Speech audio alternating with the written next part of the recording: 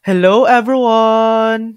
In this video, I'll show you how to create your Ace Money Transfer account. First, download and open the Ace Money Transfer app. Tap Join Ace at the bottom right corner.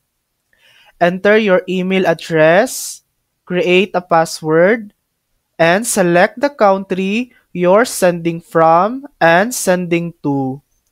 Add your mobile number. Choose how you heard about ACE, and if you have one, enter a referral code. Accept the terms and conditions, then tap Agree. Now check your email inbox for a confirmation email.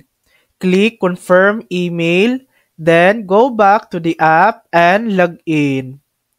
And that's it. Your Ace Money Transfer account is ready. You can now start sending money anywhere. Thanks for watching.